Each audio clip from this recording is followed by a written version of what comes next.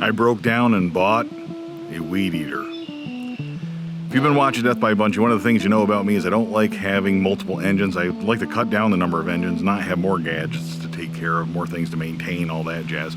So I've resisted buying a weed eater for that reason. I even have a scythe that I use for the bank out back here. I use that and it's been worked just fine. I use it going up the driveway too, on the edges of the driveway. And we got another little hand sickle thing that we go around, take the tops off all the weeds in the grove, that kind of stuff. This stuff right in here in this grove, I've always done with that.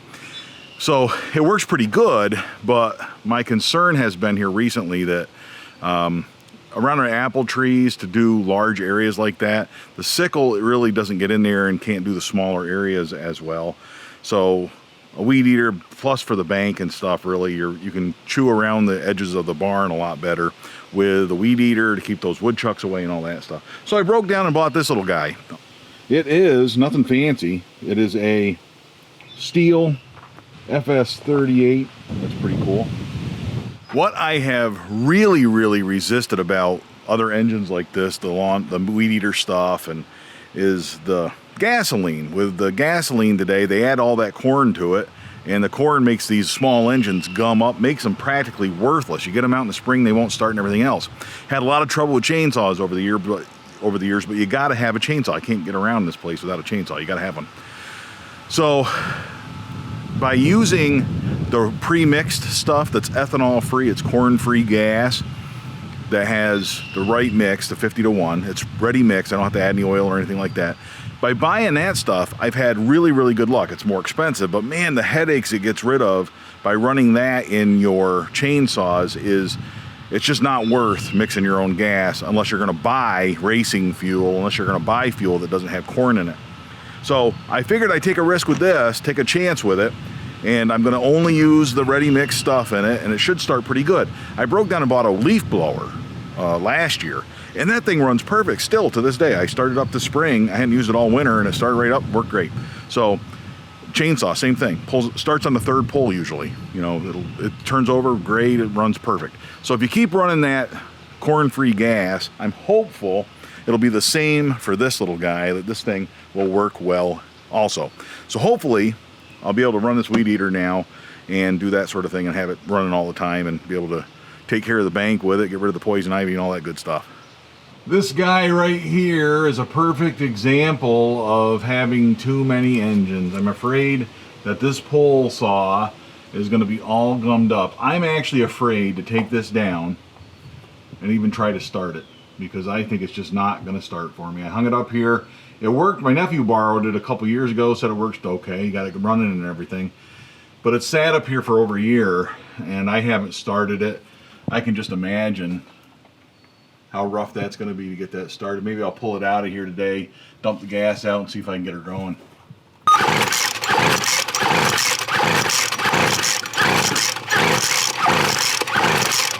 Yeah, that didn't start.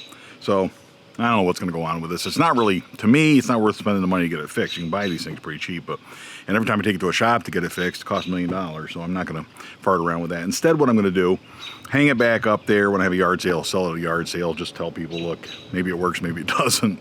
We'll go from there. All right, I am down here. It is blazing hot. I had hoped to get down here earlier today. Here I am at 2 o'clock in the afternoon. I just got sidetracked with other projects. That's what happens sometimes, but it's the weekend. There's nothing wrong with that, right? So you can see here, this is where I brush hogged. I've been through here, we brush hogged everything else. Just kicked out a fawn on the other side of that hedgerow. Turn it around here a little bit. Hopefully you can see down in there. You won't be able to see the fawn. It just ran out of there. It was actually a pretty good sized fawn too. It's not even a small fawn.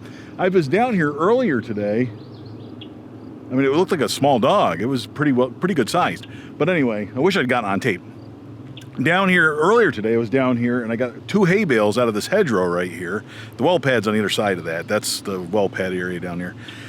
And I got 2 hay bales out of that hedgerow, brought them up there, took them up there with a tractor, and I'm gonna make a compost pile out of them. They're just old hay bales that have been laying there for a couple of years.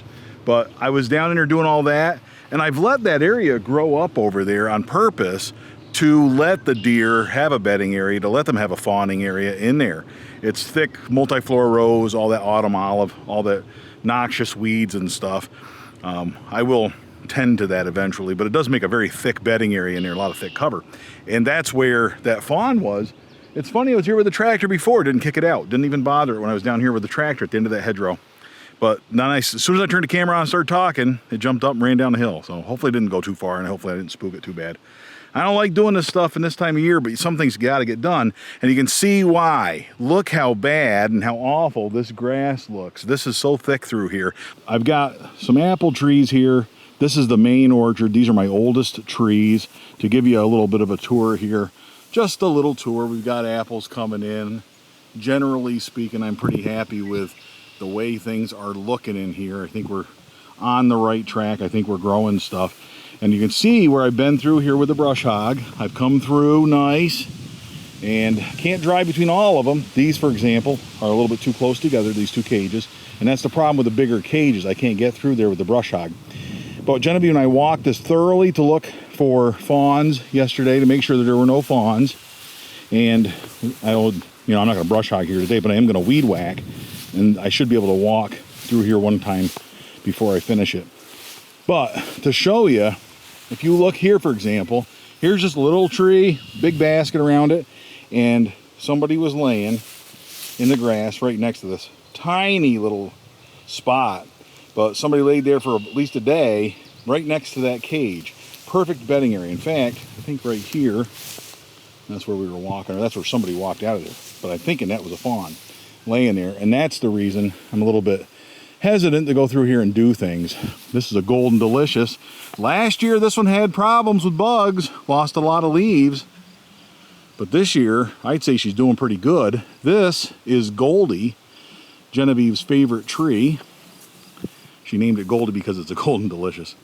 Not the most creative of names maybe, but it's still kind of neat that the kid takes an interest in that kind of stuff.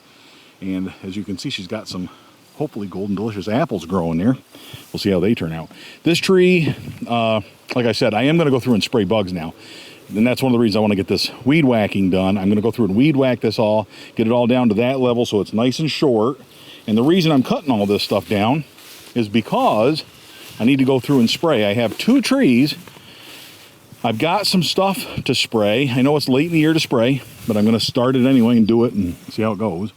But you can see that this tree's a little sparse. This is the other Golden Delicious. This little tiny feller here is a Golden Delicious. And this one is the one I planted this year. Look how well it's doing. I'm ready to weed whack. I got to get to it quick because I'm going to overheat fast. I've got water in the Ranger to drink. Brand new Stihl weed whacker. I'm going to try that out now. But I've got long sleeve shirt on, sweatpants, over the boots, so that any poison ivy, anything else doesn't get on my legs. And pull this down, I won't be getting anything in my eyes. This is the same little rig that I use for chainsaws, and yes, this thing is awesome. It works fantastic. Another neat thing, I'm noticing that the camera's autofocus face detection actually picks up my face through this mask. How awesome is that? Just another little neat little point to be made about the Canon T7i camera. Here we go. Took me 10 or 15 minutes to do this much of it. It really went smooth. You've used a weed eater, you know what it's like, but it did a really good job. Even on this thick, tall, wet, moist, damp grass, it has created it almost looks like a hayfield. Looks like I went through here with the brush hog, can't beat it. Got jammed up on me twice. I just let off the throttle, reached up there, pulled the thickest of it out, and it took right off, and it runs just fine. Went all the way around these.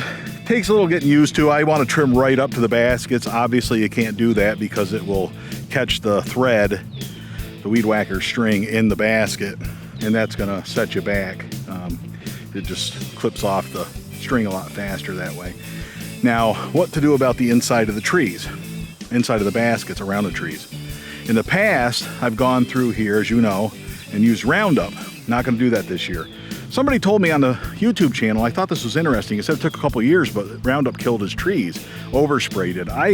My concern about that is, how do you know Roundup was the culprit when it took a couple of years. But I suspect on a big tree like this, maybe it does affect the tree and maybe it does take a while to kill them. So I've lost a couple of trees in this orchard. I know what it's like to lose trees. I'm not a fan of it, don't want it to happen. So I will take some precautions if it'll help to stop doing that. I'm always worried about it because you prune, you've got open cuts, then you go through and spray Roundup. Only takes a little bit to get in one of those open wounds or to blow onto a leaf, and who knows what's going to happen. So better safe than sorry. Whether or not Roundup in fact kills your trees, I don't know, but I'm going to be better safe than sorry. If I can avoid it, I will. I'm going to control the grasses around these trees. First of all, these trees are mature enough that they can compete with that grass. I'm not too worried about that. If I had smaller brand new trees, I'd be more worried about it. Maybe later in the summer I'll be more worried about it with moisture when that gets more scarce or whatever. But for now, I'm not too worried about the grass in here affecting these trees. What I'm gonna do, be on the safe side here, I am gonna go through and I'm gonna rake up all this loose hay over the next week or so as it dries out. I'll rake it up, throw it in one of the baskets, use it as mulch. Hay out of the chicken coop, hay out of the rabbit pens. I'll continue to use that for mulch and just keep mulching these to keep that grass down. That appears to have worked on some of the other ones in that other little orchard over here by the well pad. I've got another little orchard over there, and those, they don't have nearly as much grass around them. The other orchard I have, incidentally, is back there in the woods, and that one I am not going to touch until July, maybe August. Probably get the food plots done and then go in there. And the reason for that is fawns. They're bedding in there right now. I have seen them during spring gobbler season. I know they're in there, just bedded down, and I'm not going to go in there and disturb them. So let them have that part of the place as well. Along with all this other thicker, tall grass, they can have all of this. They can have the other side of the hedgerow by the well pad. They can have that too. I'm going to set the tripod up so you can see this weed whacker over here in action on this last little leg of what I'm doing. We'll get that weed whacking done. I got to clean up around the clover, the Buckfield clover food plot where I mowed. Got to clean up down there a little bit with the weed whacker too. And then I am done. Then it will be hammock time. All right, we'll see if she starts. Better start. Don't make me go read the manual. There we go. Let's say, shouldn't be a problem here. All right, we got her going. Let's see how this works, okay? Last leg of it here.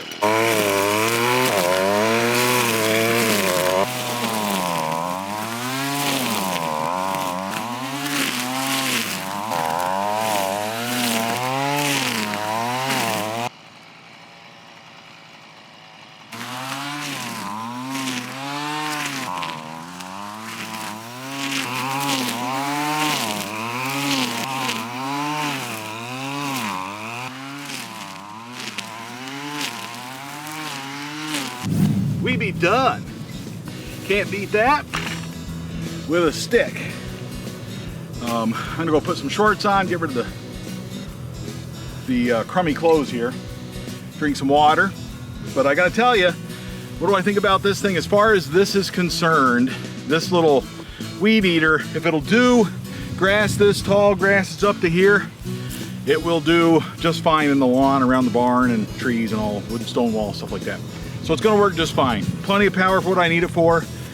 Shouldn't even have to do it like this. I should be able to hit this now with a lawnmower after I get it raked. Should be able to hit it with a lawnmower and keep this grass down. It's important to keep the grass down though. I've noticed if you don't keep the grass down in the orchard, the bugs are increased a lot. You hold a lot more moisture with tall grass. That might be good for the trees, although the grass is kind of soaking that up and growing with it, so it's maybe not even getting to the trees. But the bugs really love that moisture, and it gets to the point where you can't even walk around here despite the breeze. It gets so you can't even walk around these trees and work on them if you don't mow. So you got to keep it mowed, keep it cleared.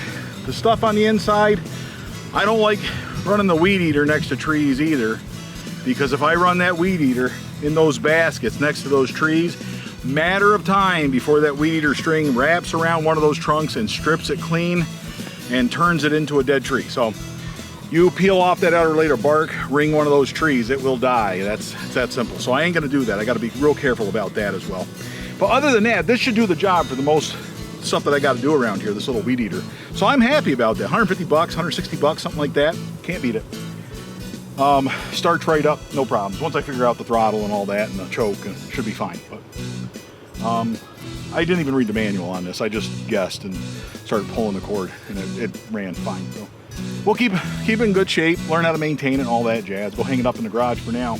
Until next time here, we should be good to go. I'll keep you posted on the raking and how I make out with that stuff.